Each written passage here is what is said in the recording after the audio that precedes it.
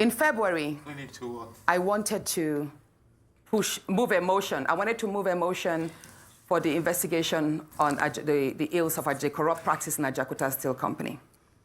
I listed that motion 5 times. It was the 6th time that it was listed on the order paper that was approved. Many senators can testify to that. Each time the motion is listed, just before he takes it, he will say, oh, Senator Natasha, we can't take this motion because the board of the Senate does not accommodate it. Or he will speak on others and then let it drag so that just before my motion is taken, the time will be well spent. So he kept on doing that. I went to him in his office. And I said, Senate President, you know how important this Ajaokuta Steel Company to me is. You know how important it is to my people and to Nigerians. I've noticed that you have stepped down this motion. As a matter of fact, a number of senators told me, go and see him and plead with him so that he would take it. I was like, sir, please, why can't you take this motion? It's very important. It's been listed. Then it was listed a 3rd time and stepped down. He then said, Natasha, I'm the chief presiding officer of the Senate. You can enjoy a whole lot if you take care of me and make me happy. At that point, I said, sir, I'll pretend that I didn't hear this. He said, well, the ball is in your court. I left his office, and when I got home, I told my husband, I didn't tell my husband what happened. I just told my husband, please, can you speak to the Senate President to allow my motion scale through? I think I also spoke to the DSP, to the leader, Senator Akpabio. I spoke to a number of senators that they should please intervene and allow him to laugh. I never told them what happened. My husband had to take a trip to London. Then the Senate President traveled to London. My husband met with the Senate President in London and pleaded with him, let my wife take this motion on Ajaokuta. That is very important to her. Okay. All right, Senator Natasha. Said, okay, that he did not take it because he was protecting me. Hold on, please. He didn't take it because he was protecting me. Protecting me from what? Anyway, at the time my demotion was taken, it was the Deputy Senate President, His Excellency Barao, that actually sat. The Senate President stood up and walked out.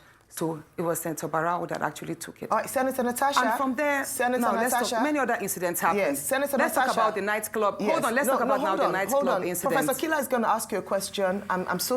So this is Ajaokuta steel mill that is supposed to be producing sheets of steel for industrial use in Nigeria. Now this mill began in 1979 and reached 98% completion by 1994.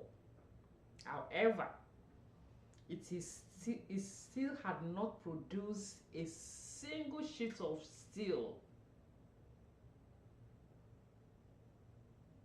Never. In 2002,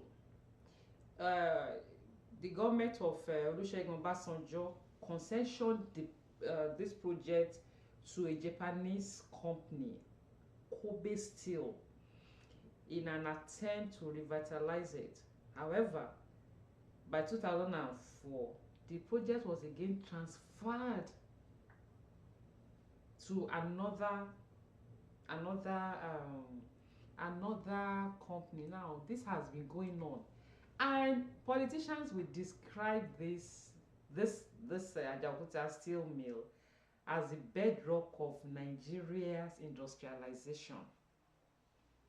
I don't understand that grammar. So if this place is the bedrock of Nigeria's industrialization, why is it not working? Why is it not working?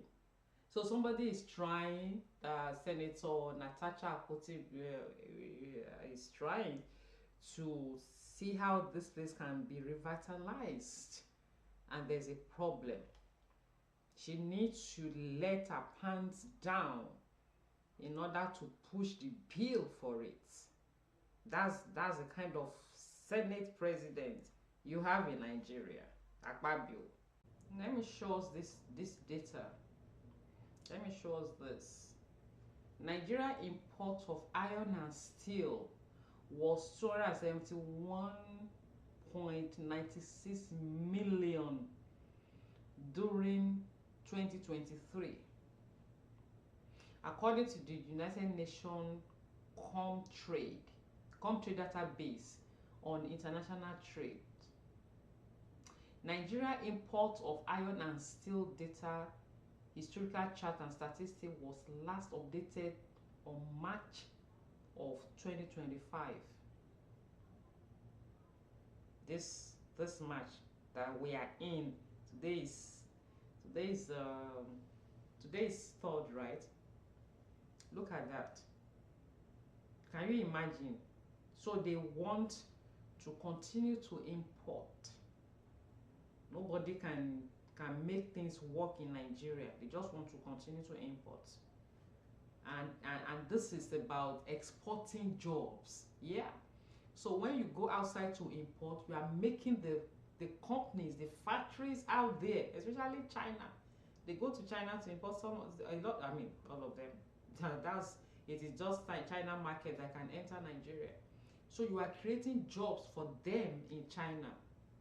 But your people in Nigeria, they don't have work. Factories are shut down. All those places where they used to produce what's it called? Textile in Kaduna, you remember? Kaduna Textile, they are shut down.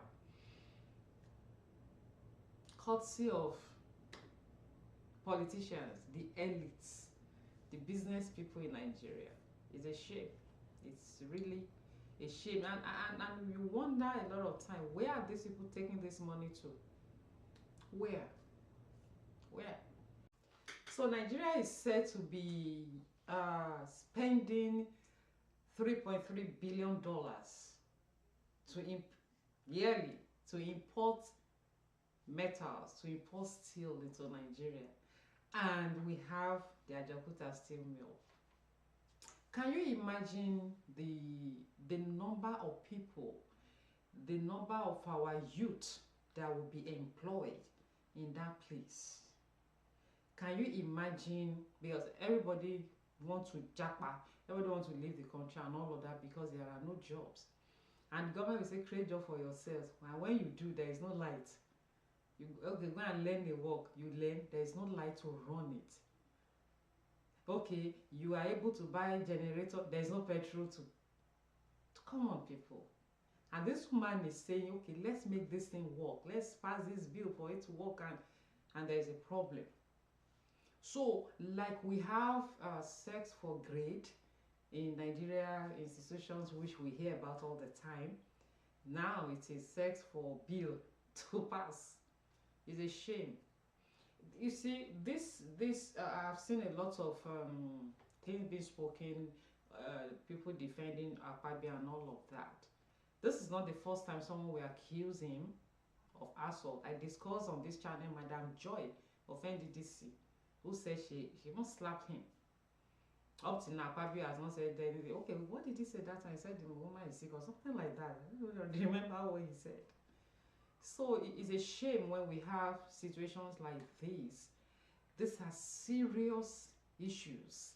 These are things that need urgent interventions. I've said it on this channel a lot of time. I've written on Kogi mineral deposits in Kogi. There are 43 of them. As dirty as Kogi State is, they have 43 mineral deposits under their feet, and and the state is as dirty as any other. As whatever you can imagine.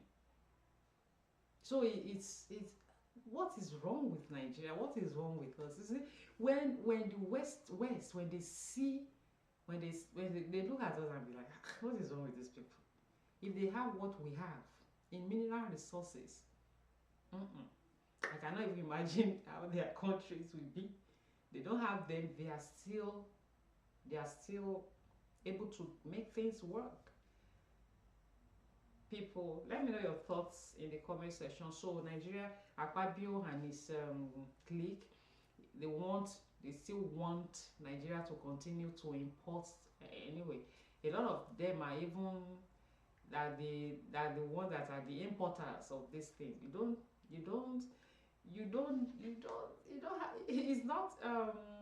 He's not a small man that will run this kind of business to do this kind of import. So they are still the same people importing these things, and so they don't want all these facilities to work.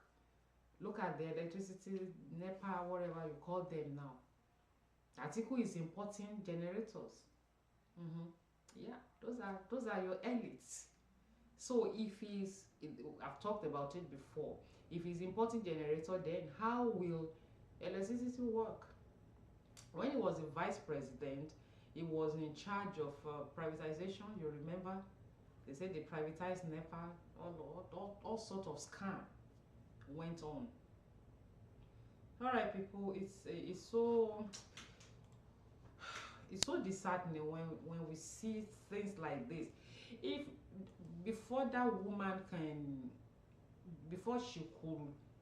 before that outburst, that means Natasha Akpoti now, before she came out, with that outburst, she had bottled in a lot of things. That's what I want us to know. She has bottled up a lot of things, and it's a shame the way things are. All right, people, I'm going to talk to us again very soon. Take care of yourself. Bye bye. I love you.